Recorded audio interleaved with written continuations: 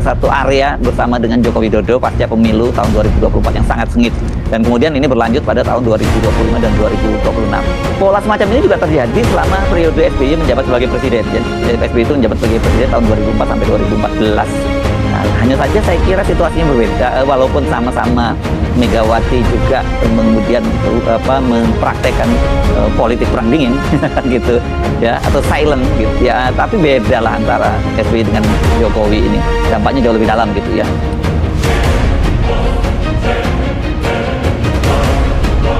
Halo, apa kabar? Assalamualaikum warahmatullahi wabarakatuh. Saya Hersu Beno Arif.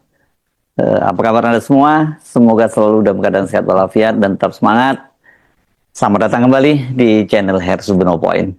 Presiden Prabowo Subianto hari Jumat 14 Agustus menyampaikan pidato kenegaraan dalam sidang tahunan MPR RI. Ini merupakan sidang bersama antara DPR dan MPR untuk tahun 2026 di Komplek Parlemen Senayan, Jakarta. Tahun ini giliran DPD RI yang menjadi tuan rumah setelah tahun lalu DPR RI yang bertindak sebagai penyelenggara. Dari 3 mantan presiden yang saat ini masih hidup, itu hanya Joko Widodo yang hadir. Sementara 2 mantan presiden lainnya, yakni Presiden Republik Indonesia ke-5 Megawati Soekarno Putri dan Presiden ke-6 Susilo Bambang Yudhoyono tidak hadir. Susilo Bambang Yudhoyono saat ini tengah menjalani general check-up di Minnesota, Amerika Serikat, sementara Megawati ini menurut versinya PDIP tidak bisa hadir karena sudah punya agenda yang lain. Yang menarik dan juga mendapat sorotan dari media itu adalah Ketua DPR Puan Maharani yang tiba di gedung DPR itu setelah Wapres Gibran Rakabuming Raka dan Presiden Prabowo Subianto tiba. Jadi Puan Maharani tidak menyambut kedatangannya Presiden Prabowo Subianto dan juga tidak menyambut kedatangan Jokowi. Apakah ketidakhadiran Megawati dan terlambatnya Puan Maharani tiba di gedung MPR DPR itu ada kaitannya dengan kehadiran Jokowi? Nah, ini yang saya simak ini di media, dan terutama di media sosial mendapat banyak sorotan ya. Ya, mereka ini pecah kongsi politik ya antara Megawati dengan Joko Widodo. Itu Megawati tidak pernah hadir lagi dalam forum resmi yang sama dengan Joko Widodo. Situasi ini mengingatkan kita pada hubungan antara Megawati dengan SBY. Kalau Puan Maharani saya kira ini ada persoalan lain ya, karena kalau soal Jokowi kan jauh ini walaupun hubungan antara ibunya dan PDI itu dengan Jokowi itu terganggu, Puan Maharani itu tampaknya fine-fine saja. Dia masih tampak sering bertemu dengan Joko Widodo, bahkan setelah Pilpres 2024, ketika pada akhir masa jabatan Joko Widodo sebagai presiden pada tahun 2024 itu, Puan Maharani masih berapa kali ketemu dengan Jokowi, termasuk ada kegiatan-kegiatan kenegaraan di istana. Tapi kalau Megawati sudah sama sekali tidak pernah bertemu gitu. Ini memang sebenarnya momen yang paling banyak ditunggu oleh publik dan juga tentu media, karena kita tidak bisa membayangkan bagaimana kalau kemudian Joko Widodo itu hadir dalam sebuah forum bersama dengan Megawati. Jokowi sendiri hadir itu lebih awal di kompleks parlemen. Dia hanya datang sendirian tanpa didampingi oleh istrinya Iriana. Jokowi memang ini tiba di kompleks parlemen itu, dia disambut oleh protokol dari Kesekretariatan Jenderal MPR.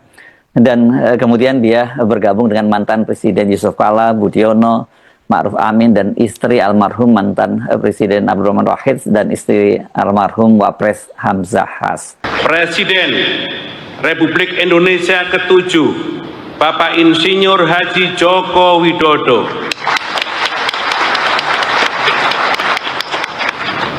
Tidak lama setelah itu, Prabowo tiba dan disambut oleh Ketua MPR Ahmad Muzani dan Ketua DPR Sultan Bahtiar Najamuddin. Puan Maharani tidak ikut menyambut, karena biasanya tradisinya kalau begini ini yang menyambut adalah Ketua MPR, Ketua DPR, dan Ketua DPD RI. Kita saksikan dari kaca saat ini pemirsa dan juga Rahel ini. Ya. Presiden Prabowo telah tiba di Gedung Nusantara disambut oleh Ketua DPD RI dan Ketua MPR RI. Ya betul sekali Dadi, karena memang di acara sidang tahun ini itu dituan rumai langsung oleh DPD RI ya Dadi ya. Betul sekali, diselenggarakan oleh DPD RI. Dan ini memang sifatnya berganti-gantian Dadi ya, karena tahun lalu tuan rumahnya itu adalah DPR RI, tahun ini adalah DPD RI Dadi. Betul sekali. Dan perlu kami informasikan juga pemirsa bahwa sidang tahunan MPR RI dan juga sidang bersama DPR dan DPD RI ini akan nantinya disampaikan pidato Presiden Republik Indonesia, Rahel, dalam rangka penyampaian laporan kinerja lembaga-lembaga negara. Dan juga pidato kenegaraan Presiden Republik Indonesia dalam rangka Hari Raya Ulang Tahun ke-81 Republik Indonesia. Lihat Presiden Prabowo beserta Wakil Presiden Gibran Rakabuming Raka telah bersiap-siap untuk melakukan foto bersama dengan pimpinan tinggi lembaga negara. Ya, jadi di sini seperti yang bisa kita lihat akan ada foto bersama dengan Presiden Prabowo Subianto, Wakil Presiden, Ketua MPR RI, Ketua DPR RI, Ketua DPD RI, Ketua BPK, Ketua MA, Ketua MK dan juga Ketua KY. Nah tadi seharusnya kalau kita menyimak dari announcernya juga disebutkan bahwa setelah Presiden tiba itu biasanya ada sesi foto bersama begitu ya. Di situ juga Wapres akan bergabung, kemudian ada pimpinan MPR, DPR, dan DPD RI itu ikut bergabung di situ. Namun karena Puan itu belum tiba, kan sesi foto bersama itu kemudian ditunda ya. Nah tidak lama kemudian Puan itu tiba dan dia tampak setengah berlari itu masuk ke gedung MPR.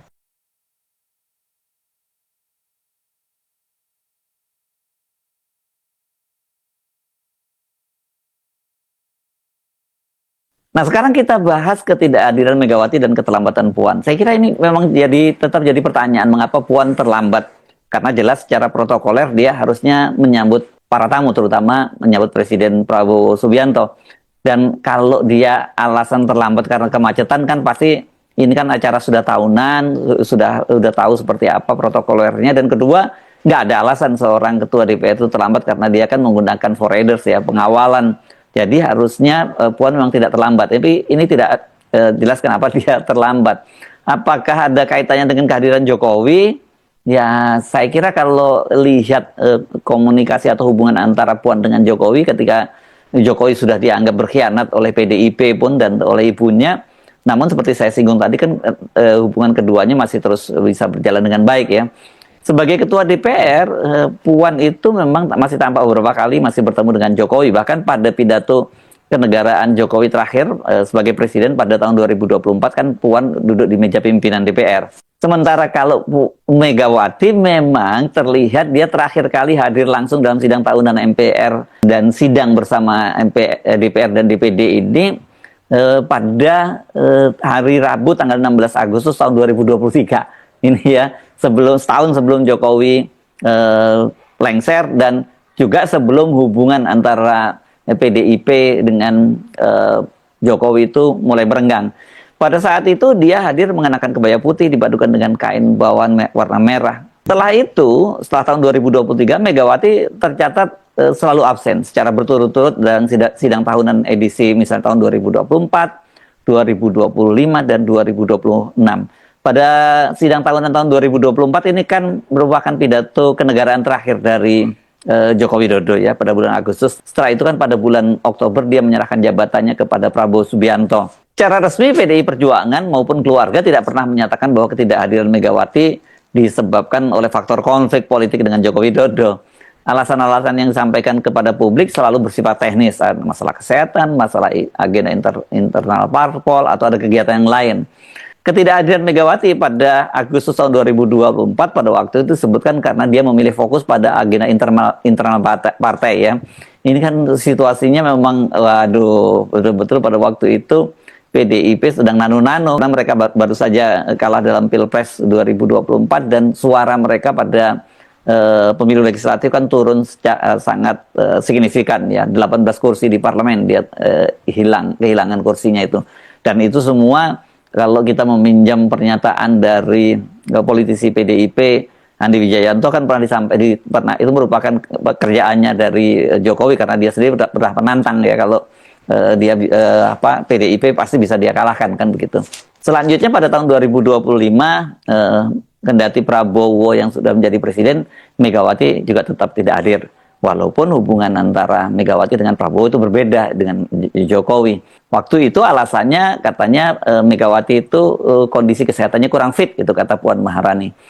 Nah, pada tahun ini sidang tahunan 2026, Ketua DPP PDIP Jarod Saiful Hidayat menyatakan bahwa Megawati tidak hadir karena ada agenda kegiatan lain yang tidak bisa ditunda. Jadi kan kalau soal teragendakan, namanya acara 17 Agustusan itu kan sudah agenda tahunan lah, yang artinya jauh-jauh hari. Kalau memang dia berniat hadir pasti sudah diagendakan. Tapi ternyata ya dia lebih memilih untuk tidak hadir dan menghadiri acara lain. Tapi memang kita tidak bisa membayangkan bagaimana kalau Ibu Megawati hadir dan di situ ada Jokowi juga hadir. Ini awkward moment gitu ya, karena pasti nantinya mereka ini kan akan duduk bersama tadi ya, bersama dengan rombongan mantan presiden dan atau istri presiden seperti Ibu Nuriyah Wahid dan juga wakil-wakil presiden gitu ya.